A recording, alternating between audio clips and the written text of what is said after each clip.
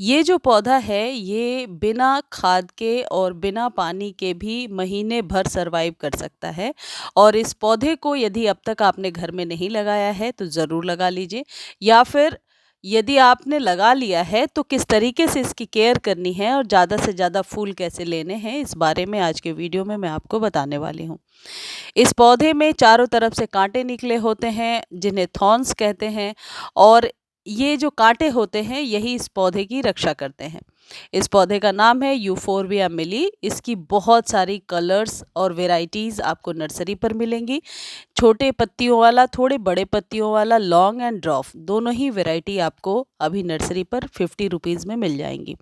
इस पौधे को यदि आप अपने घर में लगाते हैं तो ये गुच्छों में फूल देगा, और साथ ही साथ केयर बिल्कुल भी नहीं करनी है। बिल्कुल भी केयर नहीं मांगता ये पौधा, और कटिंग से बहुत आसानी से लग जाता है। इस पौधे को घना कैसे बनाना है ये भी आज की वीडियो में मैं आपको बताने वाली हूँ। सबसे पहले बात ये कर लेते हैं कि कई लोग पूछ रहे थे कि नर्सरी से लेकर आए हैं और ये पौधा खराब हो रहा है, कैसे लगाएं। वेल ड्रेन सॉइल में लगाइए और पौधे की हाइट के अकॉर्डिंग ही पॉट का सिलेक्शन कीजिए। जैसे मेरे पौधे की हाइट आप देख रहे हैं जितनी है, उसके अकॉर्डिंग ही मैंने 5 इंच का कंटेनर लिया है।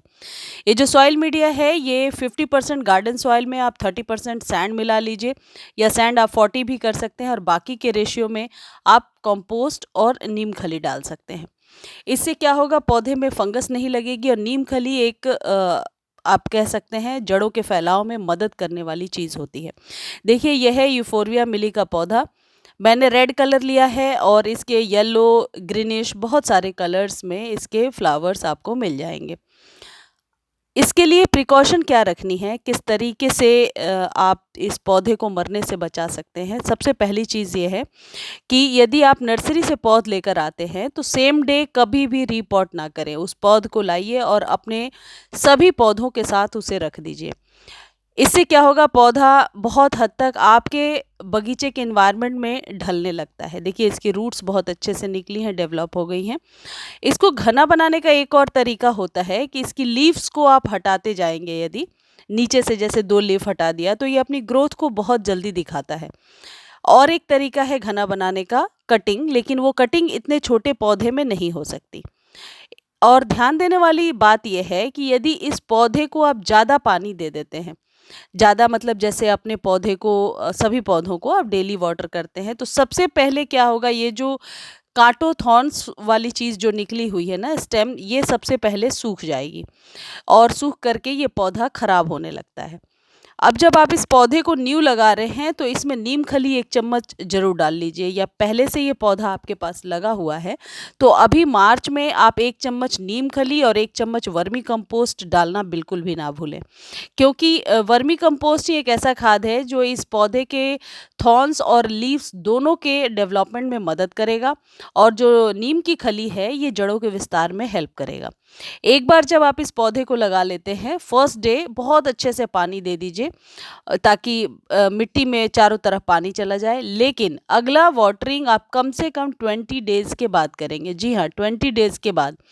अब आप सोच रहे हैं कि इतना लंबा गैप, यदि आपको लग रहा है कि पौधे की पत्तियां झुकी-झुकी सी दिख रही है, जो कि नहीं होती हैं यूफोरबिया मिली में, तो आप 15 दिनों पर भी पानी दे सकते हैं। लेकिन मैं 15 से 20 दिनों के गैप पर पानी देना प्रेफ़र करती हूँ, क्योंकि ये जो पौधा है ये अंडर वाटर तो कभी भी ख़राब नहीं होता, लेकिन ओवर वाटर होने से ज़रूर ख़राब हो जाता है।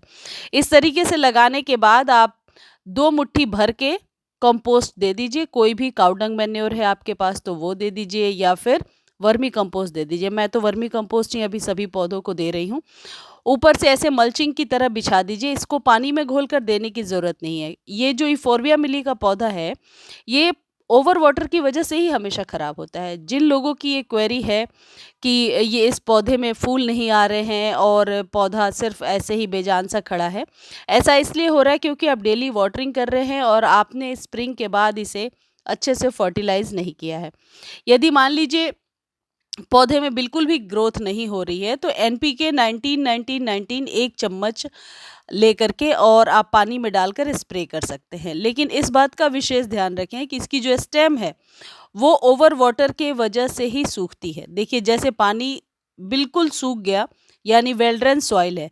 यदि गमले की मिट्टी थोड़ी भी आप कह सकते हैं चिपकने वाली हुई या कीचड़ सी हुई, तो निश्चित तौर पर ये पौधा खराब हो जाता है।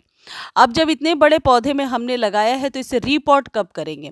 रीपॉट इसे जल्दी-जल्दी करने की ज़रूरत नहीं होती है और रूट बाउंड में भी ये बहुत अच्छे से चलता है।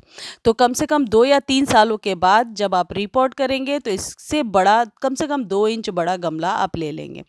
इसकी कटिंग लगाने का सही समय फ़ैब होता है या फिर बरसातों में लगा सकते हैं।